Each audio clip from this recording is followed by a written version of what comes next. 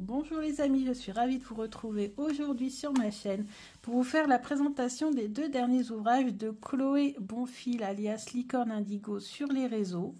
Chloé a créé deux nouveaux livres, alors livres oracle aussi un peu, notamment on va le voir après, beaucoup d'exercices, beaucoup de travail sur soi puisque c'est ce qu'elle aime faire.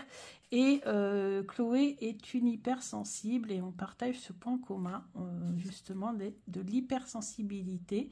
Et le premier ouvrage que je vais vous présenter, c'est justement Aimer son hypersensibilité, 17 clés pour que les princesses tombent enfin amoureuses des dragons. Alors, j'ai feuilleté, hein, j'ai déjà commencé à lire pour pouvoir vous en parler. Donc, vous avez ici une présentation. Donc, voilà, on parle le sommaire. On a des illustrations en couleur, ça c'est top.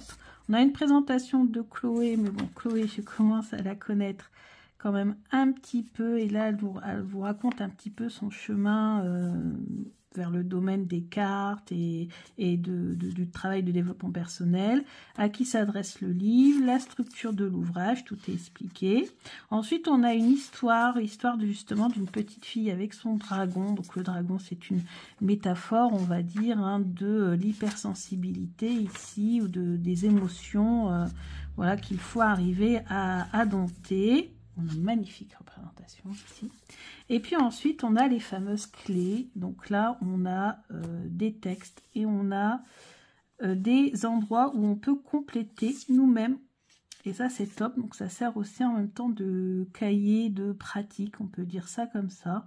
Donc vous voyez, mes dons d'effets dénichés dans ce qui est simple pour moi. Les dons, etc., etc. Les dons cachés derrière ce que je considère comme mes défauts. Donc vous pouvez écrire, vous pouvez pourquoi pas, moi j'ai peut-être utilisé aussi un oracle et tirer des cartes avec un oracle sur les fées justement. Le regard du dragon, proposition du dragon, et vous avez comme ça 17 clés. Donc travaillez dessus pour réussir à voilà, accepter son hypersensibilité, vivre dans notre monde avec notre hypersensibilité, ce qui n'est pas toujours facile et je dirais même qui parfois pas du tout évident. Après, ça dépend dans quoi on travaille, si on travaille voilà, de façon indépendante ou pas. Moi, personnellement, je travaille dans un endroit qui n'est pas du tout fait pour tout ce qui est hypersensibilité. Donc, ça n'a pas toujours été facile.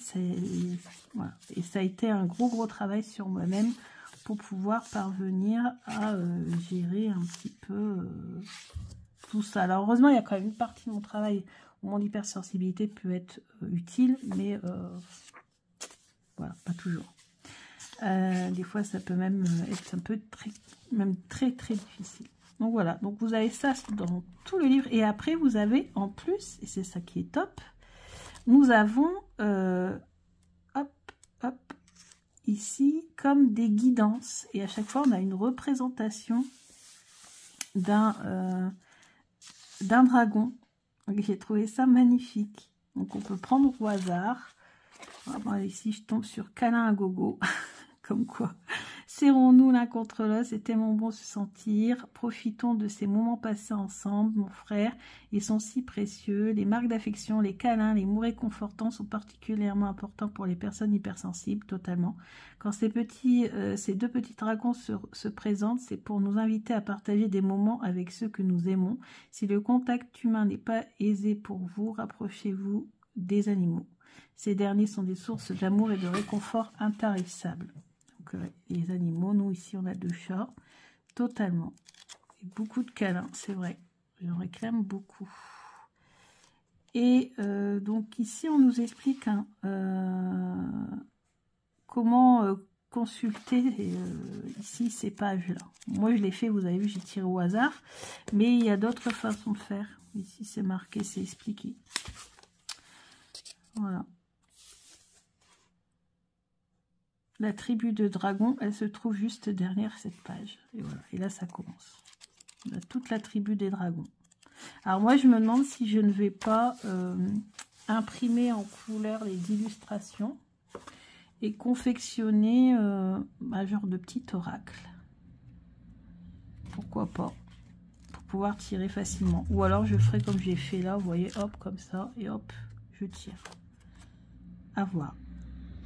De toute façon, à chaque fois que un ouvrage, une création de Chloé arrive, j'ai toujours ma créativité qui se met en marche. Donc grâce à Chloé, j'avais fait les fameuses cartes, vous savez, avec des petits trous à voler, qu'elle avait montré sur sa chaîne il y a très longtemps de ça, hein, c'était pendant le premier confinement.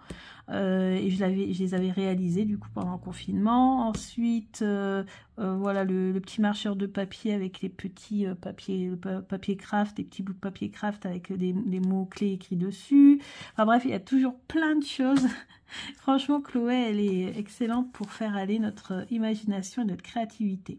Donc ça, j'ai pas encore vraiment commencé. Alors j'ai commencé à lire le début, mais je n'ai pas encore pratiqué. Donc peut-être que je vous ferai d'autres vidéos plus tard pour vous montrer ou pour pratiquer tout simplement, même carrément avec vous, comme ça, voilà. Au moins je filme et je pratique en même temps, comme ça vous voyez comment ça fonctionne. Et ici, on a le deuxième ouvrage de Chloé qui est Il était une fois, 20 contes interactifs dont vous êtes le héros. Et ça, j'ai trouvé ça vraiment chouette. En plus, la couverture est juste magnifique. Avec ce château, ces couleurs violettes. Donc là, on est sur un format différent. Donc, vous voyez, là, c'est un format A4. Ici, c'est un format plus petit. Donc voilà. Donc là, on est en format A4. Et là, c'est un format plus petit. Donc ici, créativité, je vais ici photocopier en couleur pour confectionner ces dés. Comme ça, je n'arrache pas les pages. Et on ne sait jamais si un jour un de mes dés disparaît ou est écrasé ou j'en sais rien. J'aurai toujours l'original que je pourrais refotocopier. J'ai photocopié sur du papier beaucoup plus épais. Comme ça, mon dé sera bien résistant. Parce qu'on a plusieurs dés comme ça. On a un sur la météo, un sur les sensations.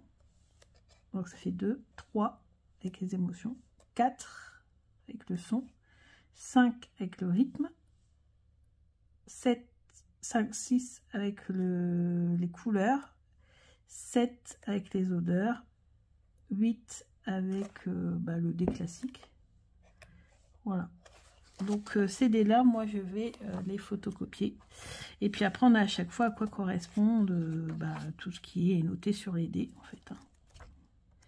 Donc là, ce sont les annexes. On va commencer par le commencement. Donc là, c'est le petit mot que Chloé m'a envoyé. Encore une magnifique illustration ici, tout en couleur. Vraiment, vraiment très, très, très bien fait. Le sommaire, la fameuse clé, j'adore les clés. Et l'introduction, quelle est l'intention de ce livre, comment consulter le recueil de contes, donc méthode de bibliomancie. Ensuite, on nous parle ici des dés. Donc 1, 2, 3, 4, 5, 6, 2, 4, 6, 7. Ouais, 7 dés. Donc, quel type de questions poser à ce livre? Donc, plutôt du comment, de quoi, qu'est-ce que, quel est, comment. Enfin, vous voyez, c'est plutôt ce style de questions. Donc, toute la méthode est expliquée ici. Donc, pareil, je vous ferai une vidéo où je pratique moi-même. Mais il faut d'abord que je me familiarise avec la méthode, parce qu'elle est quand même, voilà, il faut se familiariser avec. Et ici, on a la feuille de route. Donc ça, pareil, je ferai photocopie. Et ensuite, on a les comptes. Feuille de route, on a un exemple pour la remplir. Et après, on a mon Était une fois, magnifique illustration encore. Les mystères de l'eau. Donc là, c'est le premier conte. Alors, vous voyez, apparemment, on lit. Il y a des choses à faire avant, hein, parce que c'est marqué contexte, questions posées. Est-ce que, on choisit au hasard un conte. Est-ce que ce titre vous évoque, qu'est-ce que ce titre vous évoque par rapport à votre question? Quels sont les mots magiques associés au conte, etc. Donc, il y a quand même des choses à faire. Et puis ensuite, vous voyez, on jette les dés plutôt. On jette les dés. Et en fonction du chiffre qu'on a obtenu, vous voyez, on a une histoire qui est différente. J'ai trouvé ça super intéressant. Donc on a 20 contes en tout. Donc le brasier du passé. Alors on n'utilise pas forcément peut-être tous les dés à chaque fois. Moi je pense pas. Donc voilà, donc là pareil, il faut vraiment que je fasse un tirage moi-même pour bien comprendre comment on pratique. Et ensuite j'en ferai un avec vous en vidéo. Mais je trouve ça vraiment très original. Très original. Il faut juste que je travaille un petit peu, que je crée mes dés. Et puis que je me familiarise un peu avec la méthode. Et puis voilà. Voilà, bah écoutez, je suis très contente de vous avoir présenté ces deux nouveaux ouvrages très originaux de Chloé, alias Licorne Indigo.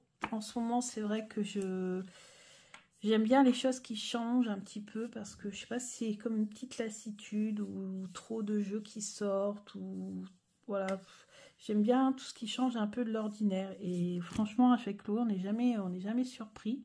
Enfin si, on est toujours surpris et on n'est jamais déçu plutôt parce que c'est toujours assez original et ça j'aime. J'aime, ça change, ça innove, voilà, c'est différent.